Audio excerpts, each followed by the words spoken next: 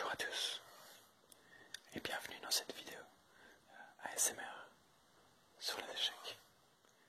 Aujourd'hui je vais vous présenter une partie jouée entre Madison qui joue avec les blancs et Aaron Nimzowitsch qui joue avec les noirs. Fou B4 pour une défense nimzorandienne qui porte le nom d'Aaron Nimzowitsch qui joue lui avec les pièces noires. Ce fou B4, ça a deux idées derrière la tête. La première, c'est d'empêcher E4, parce que le cavalier est cloué, et on pourrait simplement gagner le pion. Et la deuxième, c'est de potentiellement prendre le cavalier, sacrifier le fou pour le cavalier, pour doubler les pions sur la colonne C. Ensuite, tenter de les attaquer plus tard dans la partie. Alors il y a plein de coups possibles pour les blancs dans cette position. Par exemple, E3, Dame C2, Fou D2, A3. Mais dans cette position, Madison joue Cavalier F3, la variante des trois cavaliers, aussi appelée la variante de Kasparov, parce que Kasparov jouait cette position avec lui. On a Fou prend, Pion prend. Et voilà cette idée de la Nimzo, la défense nimzorandienne. Fixer deux pions doublés sur la colonne C. On a D6 pour empêcher C5, parce qu'après C5 on viendrait juste prendre. Et si les noirs venaient tenter de recapturer ici, on se retrouverait dans une position visuellement horrible pour les blancs, à cause des deux pions doublés, isolés sur la colonne C. Ils ne peuvent plus être protégés par d'autres pions. Donc il faut obligatoirement les défendre avec des pièces. Ça va devenir des grosses faiblesses qui vont être très difficiles dans cette position à tenir pour le blanc. Donc évidemment, c'est pas la partie. Dans la partie, justement, D6 est joué pour empêcher C5. À la place de D6, B6 est aussi un coup typique de la Nimzo qui accomplit le même objectif. On a Dame C2, Dame E7, Fou A3, C5. Ici, les blancs n'ont certainement pas envie de venir capturer ce pion, parce que ça viendrait une nouvelle fois avoir deux pions isolés sur la colonne C, avec un fou en A3 qui est complètement inutile, complètement hors du jeu. Un fou qui serait beaucoup plus utile en C1, ou sur cette diagonale-ci, sur la diagonale C1 H6. Donc, les blancs ne veulent pas prendre ce pion, mais les noirs non plus. Les noirs n'ont pas envie de venir capturer ce pion, parce que ça permettrait aux blancs de dédoubler les pions. On a G3, B6, Fou G2, Fou B7, Petit roc, et Petit roc pour les noirs aussi. Des coups de développement assez normaux jusqu'ici. Et maintenant on va voir la première erreur des blancs, première erreur de Madison, avec cavalier H4, dans le but d'échanger les fous. Nimzowitsch n'attend pas une seule seconde, il accepte l'échange. Et deuxième erreur de Madison, c'est qu'il recapture avec le roi, plutôt qu'avec le cavalier. Reprendre avec le cavalier aurait permis de ramener le cavalier en jeu via E3, cavalier qui est pour l'instant sur le bord du plateau, un peu inutile. Et d'avoir le roi en G2, ça permet cet échec qui force le roi à revenir en G1, qui permet de ramener la dame en A6 avec une fourchette sur le fou et sur le pion en C4. Et donc on voit déjà les noirs qui viennent mettre la pression sur cette faiblesse en C4 qui a été fixée un peu plus tôt avec le pion C5. Et j'ai pas dit, mais l'idée de placer nous-mêmes notre pion C5, c'est aussi d'empêcher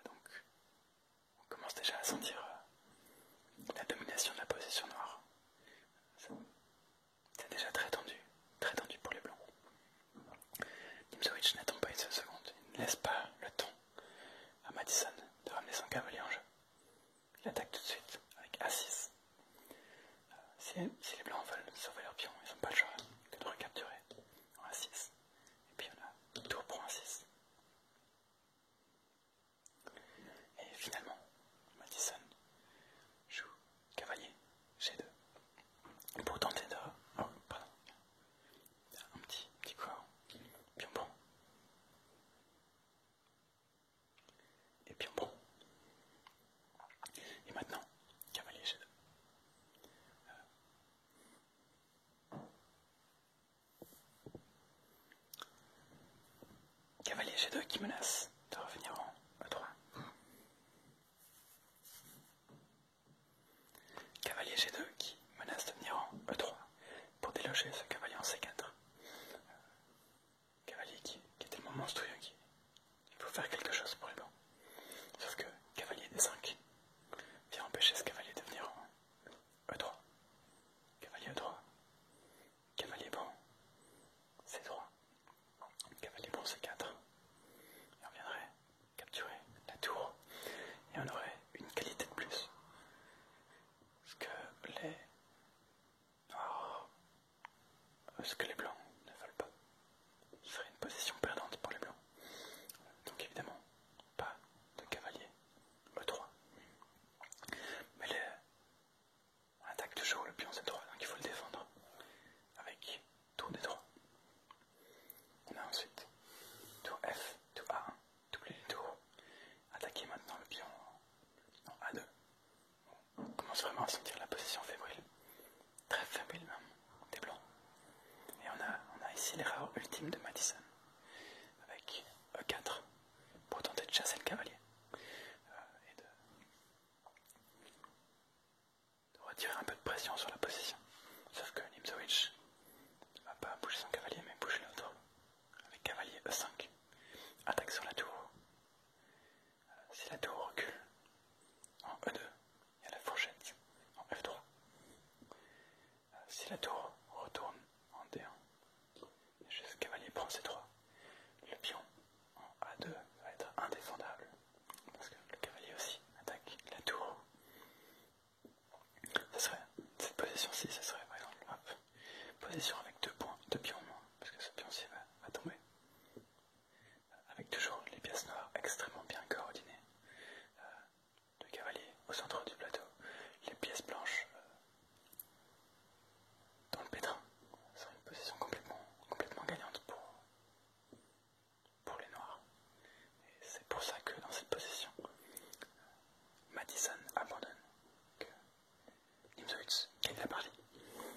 Pour vous montrer un petit peu ce que la position aurait donné, si les blancs avaient joué un peu plus longtemps, j'ai joué la position contre Stockfish, et Stockfish décide de sacrifier la qualité immédiatement.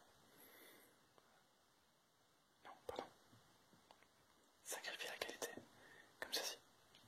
Avec pion prend D5. Vous prend. Et évidemment,